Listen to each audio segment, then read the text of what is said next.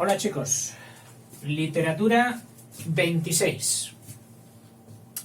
La obra, la producción de Fray Luis de León.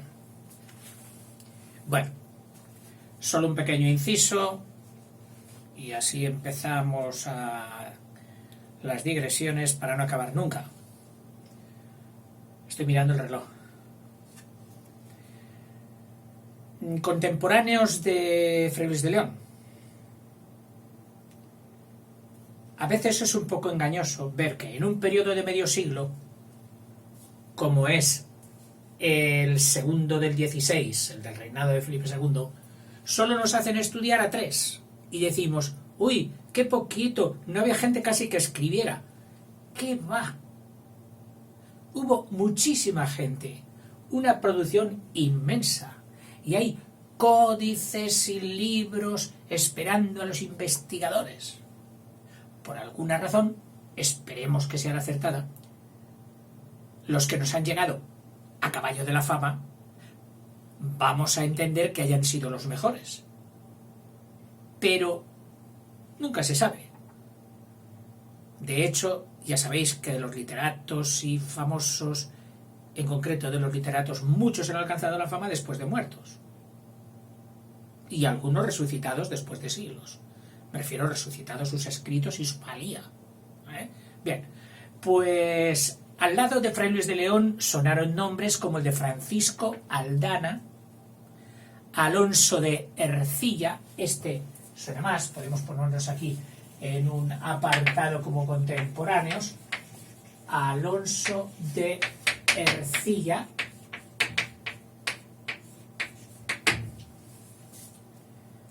y Francisco Aldana, que he dicho antes, y los otros dos no te los pongo porque les dedicaremos vídeo, que son Fernando de Herrera, el sevillano, el de la Escuela Brillante, y San Juan de la Cruz. Y podríamos añadir también Santa Teresa. Aunque Santa Teresa como escritora en su vida no tuvo fama en absoluto. Bien, podemos decir que Fray Luis de León se enmarca dentro de lo que en España podríamos llamar literatura ascética. Es decir, una literatura de base religiosa donde el hombre pugna por deshacerse, por quitarse los vicios, quitarse lo malo, lo que de impedimento tenga la naturaleza para poder llegar a unirse con Dios. En ascética parece que se queda Fray Luis de León. No hay indicios, ni en sus escritos, ni personales, de que traspasase ese umbral a la mística, que lo daremos mejor cuando lleguemos a San Juan de la Cruz. O sea, la ascética es alejarse de lo terrenal.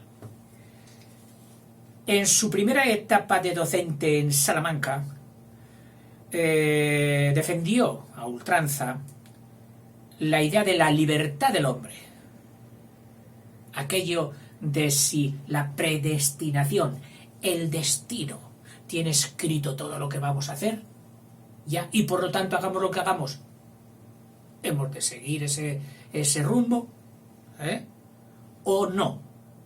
El hombre tiene libertad, albedrío, capacidad de decidir, y alguien le puso su vida en sus manos.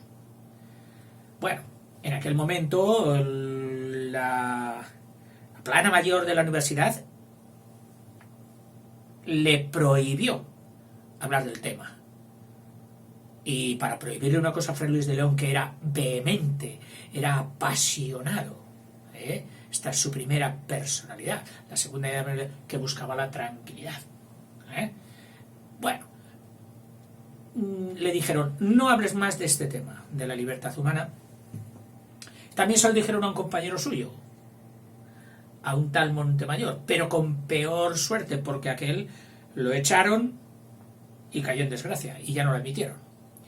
El concepto de la poesía que tiene Fray Luis es como si fuera un don de Dios, es decir, como si fuera un regalo de Dios, y considera que es tan noble y tan sublime que sólo debiera ser empleada para los asuntos religiosos.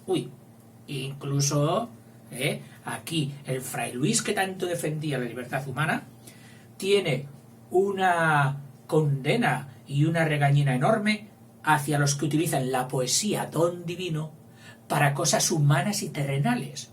Dice que incluso deberían cogérsele y darles unos azotes, de ser castigados, porque siendo tan bella la poesía y siendo tan sublime, solo se podría dedicar a temas de la divinidad.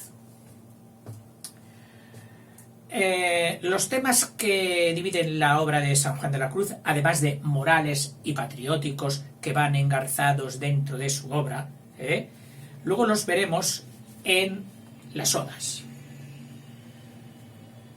Es curioso que en los libros que tiene, su calidad de profesor le hace disertar, escribir con una estructura de disertación dirigida a segunda persona. Esto yo creo que lo he entendido perfectamente porque yo lo suelo utilizar bastante. En clase, si utilizas la segunda persona del plural, callad, no se calla nadie. Pero dices, calla, y observas que se callan todos. Oye, no aprendáis ahora malas mañas, y no martiricéis a los profes. Y es porque el receptor humano mete en una carpeta más importante lo que viene dirigido en segunda persona, que es lo dirigido a él, a solo él, que lo que viene dirigido a muchos. Como diciendo, somos muchos. Y se agarran al refrán aquel de, si me cae algo, bueno, mal de muchos, como somos muchos.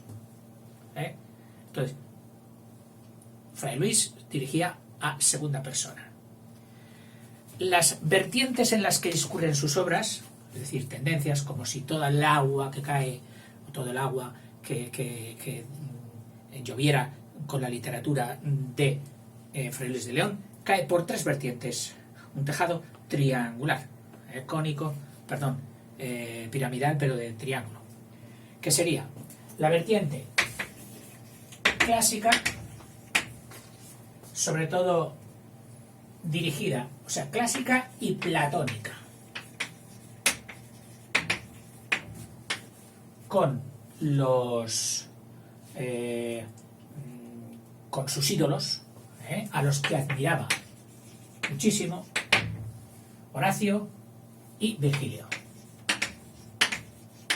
Recuerda siempre que él era un estudioso y entusiasta de las lenguas antiguas, del griego de Horacio, al que seguro lo leyó en versión original. El latín, supongamos que también, además, latín tenía que saberlo porque nadie podía ser profesor ni estudiante si antes no aprendía latín. Porque todas las clases se impartían en la lengua universal del conocimiento, el latín. Tenía ventajas, tenía inconvenientes. La ventaja era que, una vez aprendido el latín, los estudiantes podían ir por toda Europa, por todas las universidades, mejor, buscando las buenas y los buenos profesores, y su lengua era para todos la misma, el latín.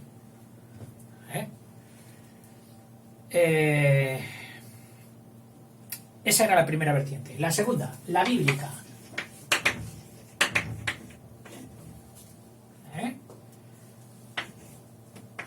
Sobre todo, comentarios y traducción de Salmos, del libro de Job, que luego lo vamos a ver, libro de Job, y el Cantar de los Cantares, que luego vamos a decir algo de cada uno. Cantar de los Cantares.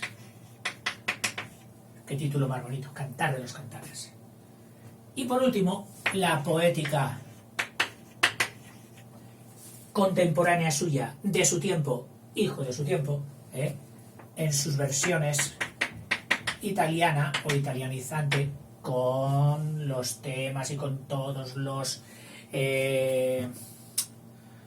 con todos los eslogans y tópicos, que no me salía la palabra, tópicos de su época, de los que aun siendo fraile no se escapa. Tú lees sus obras y vas encontrando tópico tras tópico, casi todos los del Renacimiento en las obras de Fray Luis de León. Es decir, en la esta italiana y también en la tradicionalista española. Aquí ya sabes que era el verso 11 y el 7 el que mandaba, que son los versos de su lira. Él era un fan de la lira. En cuanto a forma, él era un fan de la lira. Vamos a poner que era aquí un fan de la lira. Uy, qué bien, un folio ya. Pasamos a su primera obra, la que vamos a comentar. Los nombres de Cristo. En la Biblia y en el Evangelio,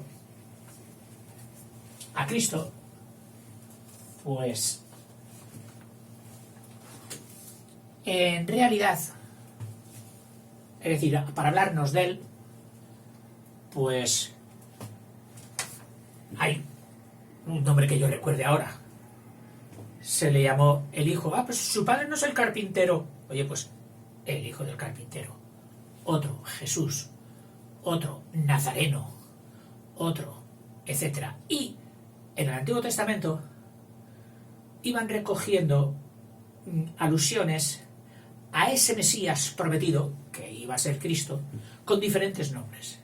Entonces él hace una especie de tertulia escrita en forma de tertulia, su estructura en forma de tertulia escrita, con 3 monjes más, con 3 monjes agustinos como él, iban comentando, charlando de los diferentes nombres de Cristo, que es así como se llama. Una obra bastante extensa, los nombres de Cristo, que además de hacer esos comentarios de los nombres que la Biblia da a Cristo, metafóricos, los comenta, etc., sobresale porque tiene un estilo perfecto. Estilo perfecto. Un castellano sobrio, como corresponde a la escuela salmantina, llano, que todo el mundo se entera, con palabra cuidada, una sintaxis maravillosa, etcétera, etcétera. Pero, además de este motivo religioso, mezcla también crítica social. Recordad que él era un converso y que siempre sintió la mirada por encima del hombro de los cristianos viejos. Bueno, tú serás muy listo, nos ganarás las cátedras, pero no dejas de ser un converso. Y él pone a la sociedad de entonces que si la mentira y la corrupción y la envidia y esto habían deshecho la sociedad. Es decir, una sociedad que no me acepta, yo también la rechazo, la critico y la echo abajo. Fijaros que Fray Luis de León, nadie o la Iglesia no ha tenido la tentación de incoar su canonización, de hacerle santo. Siendo fraile y famoso, lo más corriente es que lo hubiéramos llamado hoy, si lo hubieran canonizado, y lo hubiéramos llamado hoy San Luis de León. No lo han hecho santo. Y ya entenderemos por qué. Primero por esta reacción contra la Iglesia oficialista de aquella época, por la que él no pasaba. O sea, crítica social.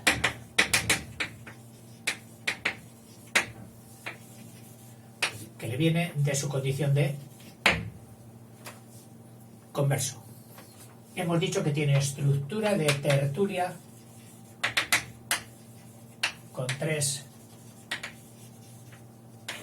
amigos.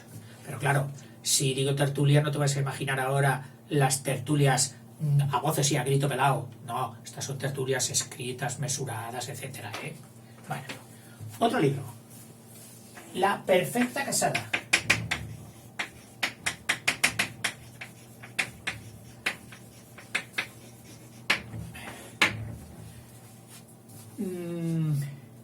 Repasa un poquito la condición de la casada de aquella época. Es una obra didáctica para enseñar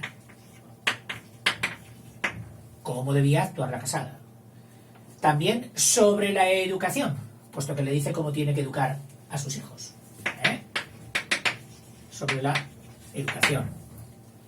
Y le hace a la casada un auténtico programa en sus 3 capítulos: el capítulo familiar, cómo ha de llevar la familia; el capítulo de las tareas del hogar, cómo ha de dirigirlas; y su propia espiritualidad. Está cogida e inspirada en el libro de la Biblia llamado de los Proverbios, donde se dan muchas pautas de tipo moral. Y él, del libro de los Proverbios, ha entresacado aquellas que hacían alusión a la casada en matrimonio. Muy importante en Fray Luis. También escribió sobre Salmos, pero explanasio, que llama él. Explanasio es explanarse, enrollarse, comentar de algunos salmos. Pero eso lo escribió en latín. Y como aquí estamos con literatura en castellano, no se le va a dar mucha importancia. Como traductor, que era su fuerte. Él era fuerte traduciendo, porque buscaba la verdad profunda y veía que los demás se quedaban en la cáscara, en la piel. Con la última traducción hecha en latín, con un montón de imperfecciones, un montón de generalizaciones, un montón de verdades a medias, ya se conformaban. Y él no. Él quería ir a las anteriores, a las fuentes, que eran la griega y la hebrea. Y de ahí él traducía. Era un auténtico filólogo. El libro que más le impactó, quizás por empatía personal, porque se veía perfectamente identificado con Job, con ese santo varón al que el diablo, con el que el diablo hizo un reto a Dios, diciéndole: claro, tú a este bien te puede alabar y ser fiel y amigo tuyo, si le has dado todo, es rico, le sobra el dinero, todos sus hijos están sanos, tal cual. Y entonces Dios le dijo: no, Job es buena persona y no me es fiel por lo que tiene. Sí, quítaselo, verás cómo renegará de ti. Y entonces, poquito a poco, paso a paso, muy interesante el libro de Job, le va quitando todo, hasta dejar en la más auténtica miseria y soledad, contado con una crudeza que de niño a mí me espantaba, cómo Dios le iba quitando todo. Y él, cuando estaba en Valladolid preso, era con el que mejor se identificaba, con el hombre triste, solo, abandonado, sin esperanza, pero que todavía mantenía su fe en Dios, como lo hizo Job. Y al final le llegó también la redención y el reconocimiento, como le llegó también a Job. O sea que lo empieza en la cárcel, traductor del libro de Job, que es un libro, uno de los 72 libros de la Biblia, por su empatía, como dicen hoy, por su empatía circunstancial de la cárcel. Va haciendo esta traducción del libro de Job y otras por fases. Es curioso.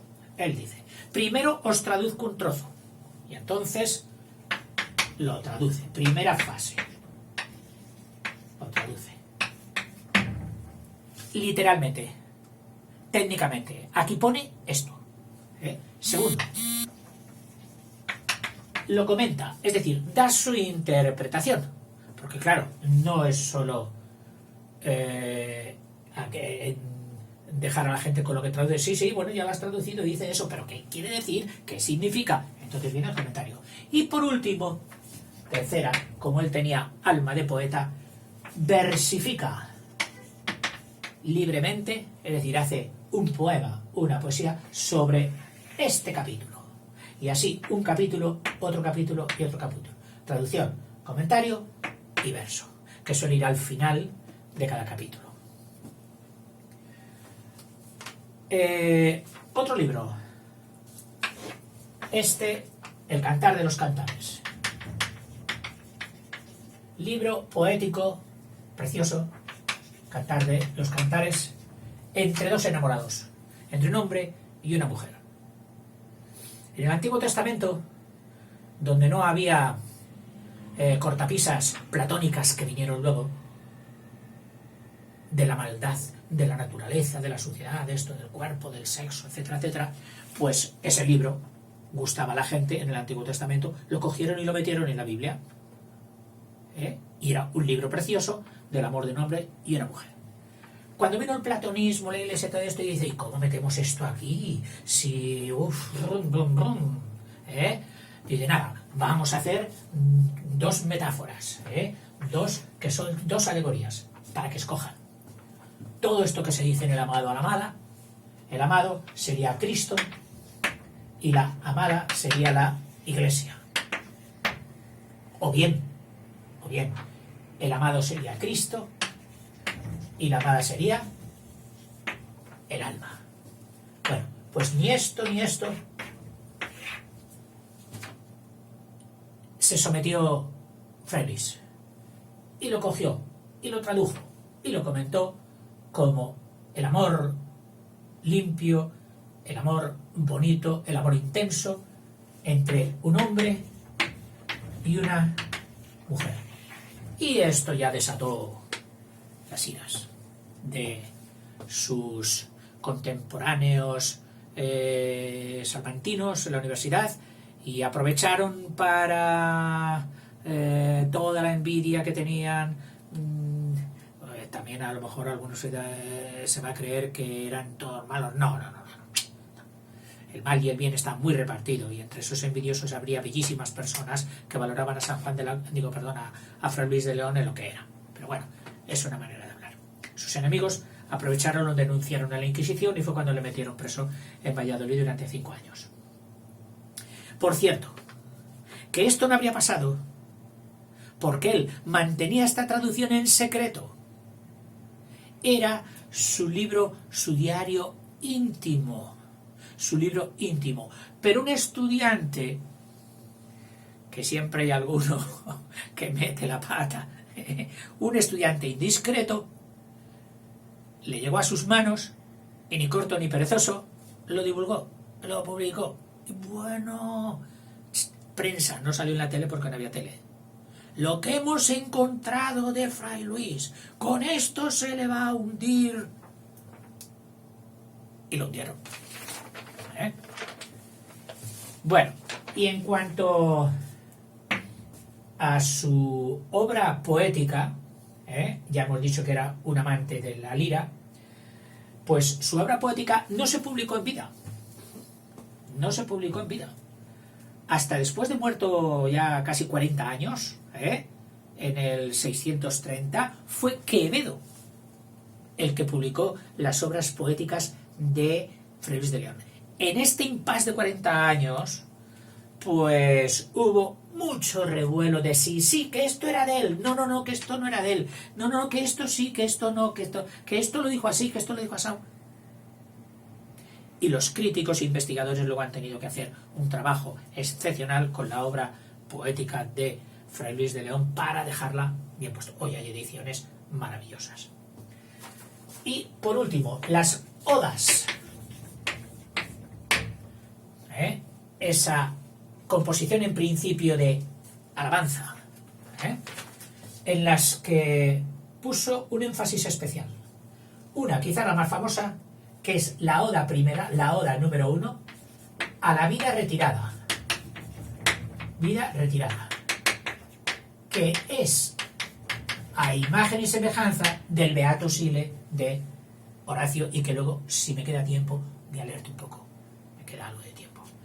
La 3, a Francisco Salinas, un amigo suyo personal, que era músico muy bueno y cuya circunstancia también es que era invidente. Le compone una oda. Otra, la 7, bueno, debe estar también la oda de las Torres, pero estoy diciendo las que más han sobresalido. La 7, que era una oda al Tajo. Al río, tal, de los tópicos, de los ríos, tal. Otra, muy famosa, Noche Serena. La grandeza del cielo estrellado que te deja anonadado. Espero que la hayas visto alguna vez. Si eres de ciudad y no lo has visto, no sabes lo que te pierdes. Algún día, cuando tengas ocasión, en un sitio donde no haya luces, en bastante kilómetros a la redonda, y puedas ver un cielo estrellado, es impresionante. Bueno. Otra, la 13, de la vida del cielo, de la vida del cielo. El 18, a la ascensión de Cristo, diciéndole: pastor, que nos dejas aquí, no te vayas. Y por último, la 23, a la salida de la cárcel. Y ahora voy, sin perder el tiempo, a leerte alguna cosilla. La 1, por ejemplo, dice así. Me tengo que concentrar bastante para ver el significado, porque si no veo el significado ni lo entiendo, como decía aquel, ¿entiendes, Fabio, lo que te voy diciendo? Y dice el otro, sí. Dice, pues mientes, porque soy yo quien lo digo y no lo entiendo. Pues esto te pasaría a ti y a mí, que si yo no lo entiendo, mal voy a hacer que lo entiendas tú. Dice, qué descansada vida la del que huye del mundanal ruido y sigue la escondida senda por donde han ido los pocos sabios que en el mundo han sido. Esta fue de las pocas que me aprendí yo de pequeño. Que no le enturbia el pecho de los soberbios grandes el estado, ni del dorado techo se admira, fabricado del sabio moro en jaspes sustentado. Es decir, que los grandes edificios no le dejan atontado. ¿Y quiénes hacían los grandes edificios y los mejores? Mira, el moro, el árabe. No cura o no cuida si la fama canta con voz su nombre pregonera, ni cura si encarama la lengua lisonjera lo que condena a la verdad sincera. Es decir, no le importa lo que digan de él. Es decir, lo importante es la verdad auténtica. ¿Qué presta a mi contento si soy del vano dedo señalado? Si en busca de este viento ando desalentado con ansias vivas, con mortal cuidado, me desasosiega si voy buscando eso. O monte, o fuente, o río, o secreto seguro y deleitoso, roto casi el navío, a vuestro almo reposo, huyo de aqueste mar tempestuoso. Del mar de la sociedad revuelta, huyo. Un no rompido sueño, un día puro, alegre, libre quiero. No quiero ver el ceño vanamente severo de a quien la sangre ensalza o el dinero. No quiero ver la gente. Sigo. Despiértenme las aves con su cantar sabroso no aprendido. No los cuidados graves de que es siempre seguido el que al ajeno arbitrio está atenido. Que me despierten los pajarillos y no el levántate corriendo que tienes que hacer esto. Vivir quiero conmigo, gozar quiero del bien que debo al cielo, a solas, sin testigo, libre de amor, de celo, de odio, de esperanzas, de recelo. Y el último, no es el último, pero bueno, el último para mí. Y ahora nos explica y dice, no sabéis lo a gusto que estoy aquí. Mirad, del monte en la ladera, por mi mano plantado, tengo un huerto, que con la primavera, de bella flor cubierto, ya muestra en esperanza el fruto cierto. Como en estos momentos cuando el almendro ya está dando flor y los árboles y las verduras empiezan... Bueno, este sería la oda primera a la vida retirada. Aquí, el de Noche Serena. De Noche Serena.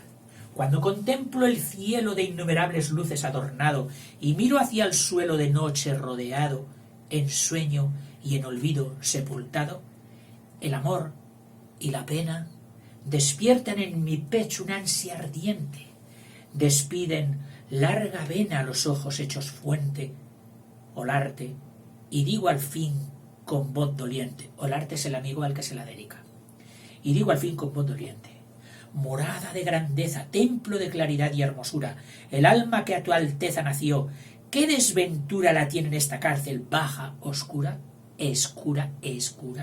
Es decir, si el alma ha sido hecho para esa grandeza del universo, del cosmos, ¿qué es lo que nos tiene aquí en esta vida escura?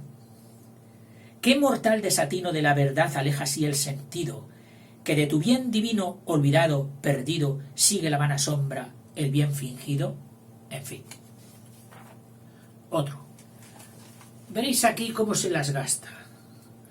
Había jueces corruptos, y un juez corrupto puede ser muy malo. Es, como decía Cristo, la sal de la tierra. Llamados a ser los buenos, los mejores, los justos. Pero si se corrompe, entonces son los peores. Pues Fray Luis conoció a uno, y mira cómo le pone. Aunque en ricos montones levantes el cautivo e inútil oro, y aunque tus posesiones mejores con ajeno daño y oro, y aunque cruel tirano oprimas la verdad, y tu avaricia vestida en nombre vano convierta en compra y venta la justicia, y aunque engañes los ojos del mundo a quien adoras, no por tanto no nacerán abrojos agudos en tu alma, ni el espanto no velará en tu lecho, ni huirá la cuita, la pena, la agonía del último despecho, ni la esperanza buena en compañía. Es decir, tendrás tu castigo psicológico y moral. Del gozo tus umbrales penetrará jamás, ni la meguera con llamas infernales, con serpentino azote la alta y fiera y diestra mano armada, saldrá de tu aposento sola una hora, y ni tendrás clavada la rueda, aunque más puedas, voladora del tiempo hambriento y crudo, que viene con la muerte conjurado a dejarte desnudo del oro y cuanto tienes más amado. Y quedarás sumido en males no finibles y... Oh, ha sacado aquí, al salir de la cárcel. Y con esto ya te dejo en paz.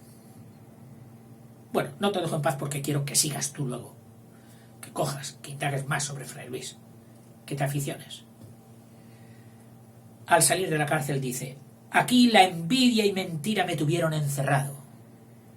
Dichoso el humilde estado del sabio que se retira de aqueste mundo malvado, y con pobre mesa y casa en el campo deleitoso, con solo Dios se compasa, y a solas su vida pasa, ni envidiado ni envidioso. Te lo voy a leer de nuevo porque realmente es como el colofón de su vida después de todo lo que pasó. Anhelante, batallador, pero que al final se queda con la paz, la pobreza y la sencillez. Aquí la envidia y mentira me tuvieron encerrado. Dichoso el humilde estado del sabio que se retira de aqueste mundo malvado, y con pobre mesa y casa en el campo deleitoso, con solo Dios se compasa, y a solas su vida pasa, ni envidiado ni envidioso. Nuestro amigo Fray Luis de León. Ya me diréis cuando le veáis en Salamanca, en Cuenca, en estatua de bronce. El profe. Y no digo si veis la clase. Es una clase encantadora. Aquella donde dijo, haciéndoles un claro desprecio también a sus enemigos, de no me voy a meter con vosotros. Chicos, decíamos ayer, y siguió. Hasta luego.